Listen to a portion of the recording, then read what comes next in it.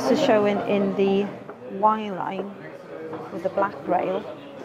As you can see, they've coordinated the colour with the actual channel, and it's showing in the Protect boxes in the aluminium, which is beautiful. The units inside, so this is showing an internal drawer configuration, showing in the white carcasses. You can have them also in the Stratus grey colour carcasses, and obviously all the internals with the Protect.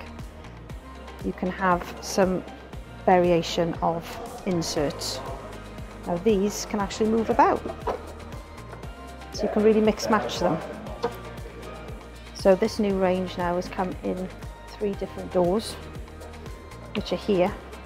So you've got a nice smoked finish, the oak and the walnut, which I think is lovely. This is really nice colour to add to the selection.